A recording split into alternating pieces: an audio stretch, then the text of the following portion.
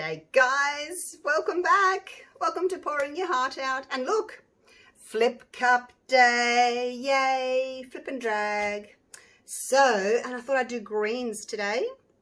I made these up a couple of days ago because I ran out of pouring medium, so I had to mix up some more pouring medium, and I gave it a really good shake, and then I thought, oh, I can't use it because it's so bubbly, and it's been sitting for 2 days and it's still really bubbly. I don't know if you can see them, but yeah, I'm going to go with it anyway because I need to move these out of the way to make something else, do a resin piece. But yeah, it's still really bubbly. I had the cups covered with wet cloths to keep them from drying out.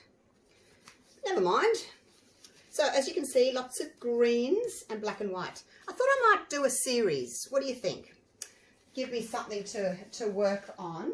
So colours, black and white. So maybe shades of purple, black and white.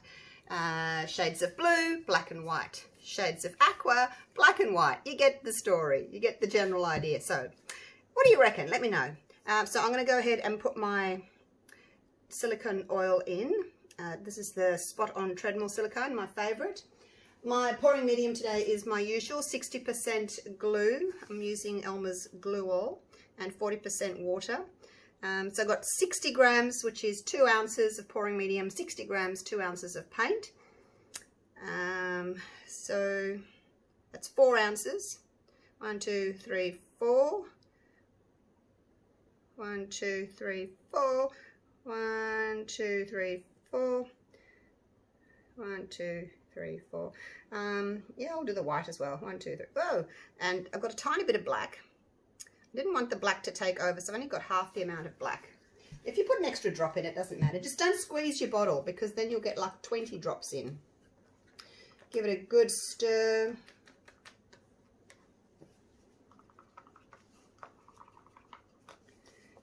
And I'm going to layer my cups with colour. So at this stage, if you don't want to see me layer cups, feel free to fast forward. Oh my gosh, that's a lot of F's. And I'll catch up with you in a little while because those of you that have been following me for a while know what I'm going to do. And you might not want to sit through that again. So the way I've set my cups up here, the white is an opaque colour. The black is an opaque colour. This one here, I'm assuming it's opaque. It looks as if they've added white to make it. Oh, these are all Mont Marte colours. I should tell you that, shouldn't I? Yep. So they're all the Mont Marte Studio. This one here is the emerald green there. Does not look emerald green, does it? That looks more emerald.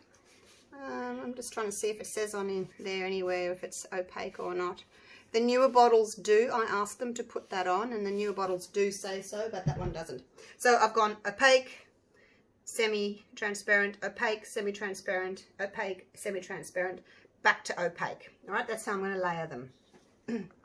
Righto, here we go. And I'm going to layer rather than just pour down the side. I've been pouring down the side lately.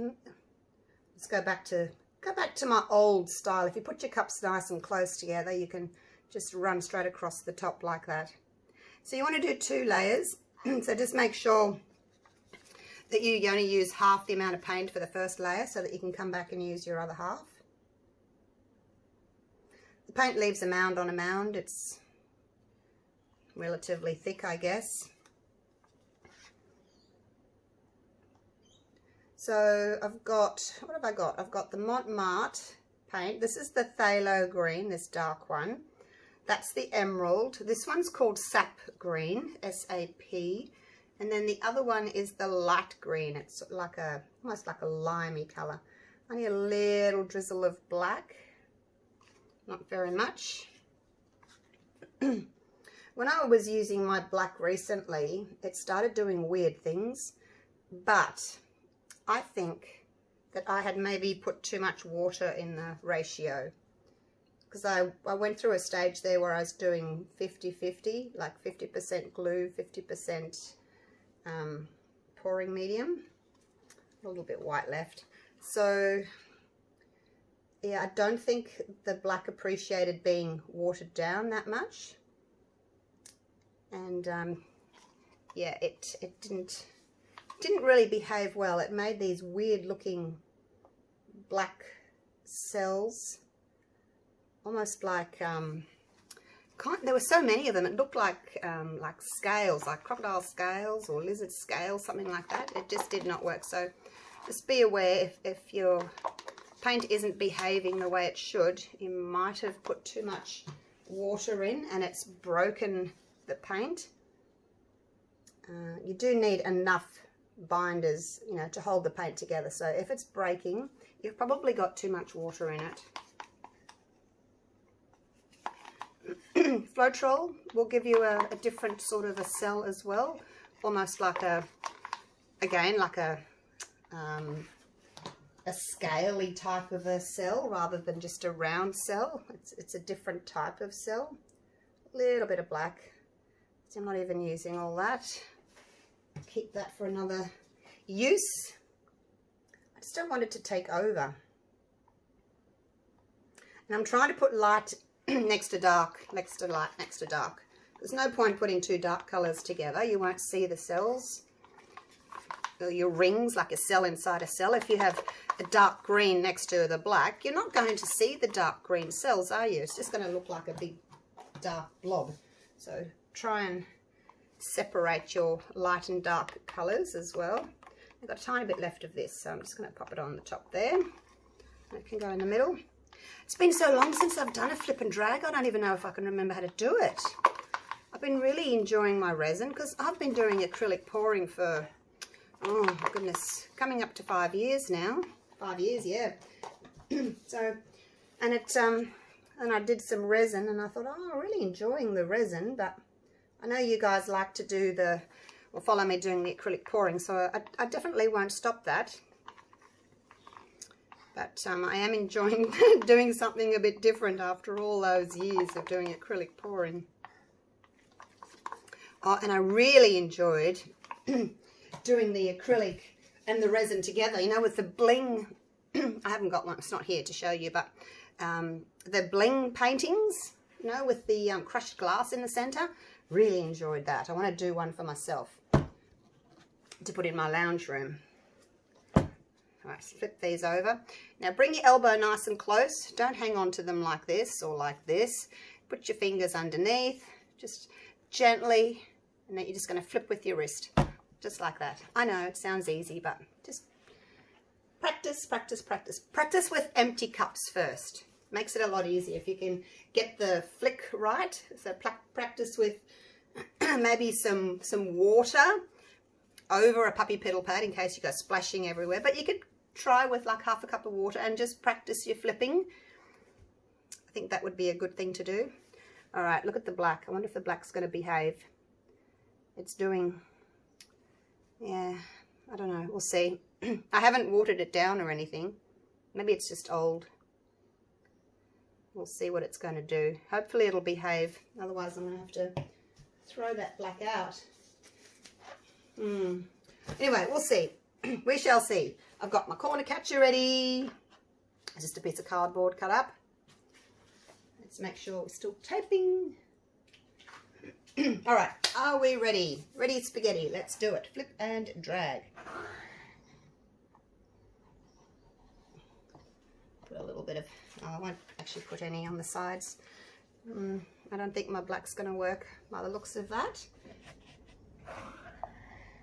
Isn't it funny how you get like different colours? This one had the extra white just sitting on top, hey? A little bit of extra green and a little bit of extra white sitting on top.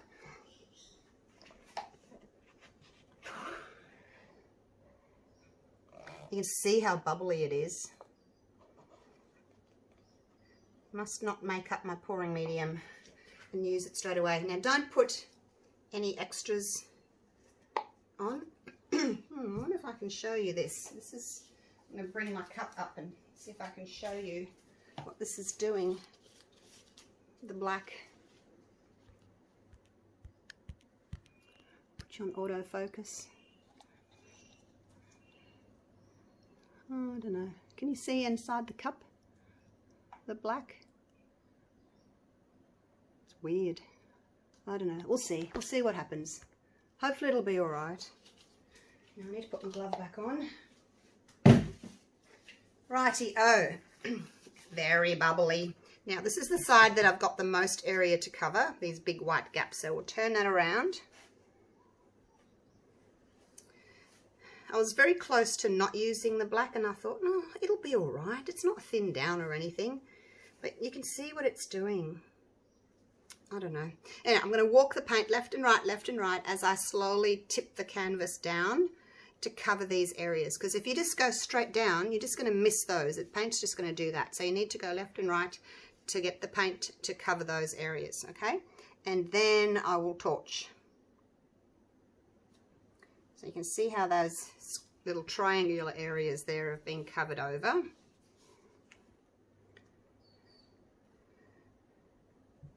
Actually, don't mind that going over. I've got a lot of paint. I won't use the corner catcher. Plenty of paint. All right, now I'm going to turn it around. Where's all my white gone? My white's vanished. White can do that. It can disappear. All right, where's my torch? Using my big boy heat gun. Torch. Now, torch from gently up high. I can see the black there is not behaving. Let's see if we can get some cells up. Don't torch too close because you'll get a big cluster of cells. Just up high. It's basically popping lots of bubbles here. I'm not really actually getting any cells. I'm just popping bubbles. It's a bit of a disaster pour, I think, today. Lots and lots of bubbles popping. Come on, cells, where are you? Bubbles popping are different to cells. The cells, when you get your cells up, you'll know, because you're getting colours inside colours, rings inside rings. Might take a little while for them to come through. Paint's pretty thick. The paint needs to attach itself like to the silicone to come up and make cells. Oh, got a caterpillar there. See that long cell that joins, well, a whole group of cells that have joined together there. I call them caterpillars. I'm going to tip most of that black off.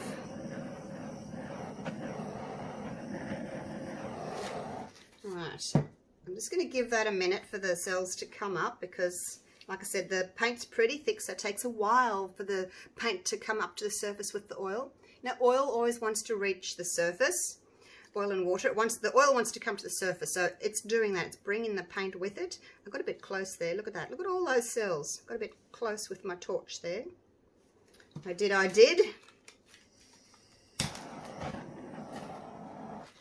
But, yeah, I'm going to tip most of that off. Hopefully that there. Tip it off. Yeah, I don't know. What's wrong with my black, you guys? I don't know. All right, here we go. I'm going to just do the same. Tilt left and right, cover that, go over the side. This side's covered, the back's covered. So that's all we need to do. Pick it up underneath. Now just go slowly. You can see where the weight of the paint is. It's in the middle at the moment. And again, you have to go side to side. Otherwise, your paint's just going to go straight down. I'm going to help it a bit there. Actually, I wouldn't mind getting that corner off there. Let's get that corner off. I'll go back and I need to get that other little corner off. There we go. Now, don't worry about straightening it up, your lines. I mean, you're welcome to if you want to. I don't actually mind them going on a bit of a curve like that. Now, I'm just going to try and walk my paint back to the center a little bit, and that'll also stretch some of those cells out. This blob here on my left where I'm wriggling my thumb, I'm going to see if I can get that off. So I need to get the weight of the paint there in the middle of the canvas so I can get it off. There's no point having the weight of the paint up the top here and expecting it to come off the side there. It just won't work. All right, now the cells at the top here, I won't put my hand over the top, but see those ones up there? They're starting to overstretch a little bit, so just be careful. So I might actually take the weight of the paint back down that way a little bit more. If your cells are starting to stretch out of shape, then you know that you need to stop moving your canvas. Righto, well there it is. It's it's not amazing, but yeah, it's all right. It looks like lilies. I'm just going to pop a little bit of paint on the corner there, where I've missed. Where else have I missed? Oh, I've missed that corner too. You think you go over the corners. I'm just going to run my gloved finger underneath just to catch the drips. Didn't end up using that corner catcher, did I? Because I had the yucky corners that I wanted to get rid of. Oops, there's a bit there I've missed too. And I'll just drag my finger underneath there. Just do it gently. Okay. Wow, look at all the little white dots. Hopefully my pouring medium's settled now. See, I mix it up in this big container, 60% glue, 40% water. So then I put my measurements there. I just weigh it, and then I give it a really good shake. But I'm not going to shake it. So it's, like I said, it's been mixed a couple of days ago, so hopefully next time I use it, it'll be all right. Wouldn't mind actually going again with greens without the black, just to see what happens. But anyway, let me get you down for a close-up and see what you think. I just think that black, you know, all the colours, they're quite pale, and I just usually like to use black because it gives that little pop of contrast. But if it's going to misbehave, look, I've got other brands of black. I've got some Artist Loft black, I've got Liquitex Basics, other brands that I can use, but it's awfully bubbly. I popped all the little bubbles, so it's looking a bit speckly rather than a beautiful blended background. I thought that leaving them to sit for 2 days, all the bubbles would go, but not really. So there it is. I think it's still really pretty. What do you think? Let me know what colours you'd like me to try next. And should I stick with black? Like, do I do purples with black and white, blues with black and white, as I said earlier, or just leave out the black and do white? Or keep the black in but use a different black, a different brand? I don't think I'm going to use this black again now because I've used it a few times and it's just not worked. Never mind. Maybe it's just getting old. We're all getting old. All right, I'll leave it there. Thank you so much for watching. Appreciate it all. Love your comments. And I'll see you all real soon for the next video. Love you all. Stay safe. Bye for now.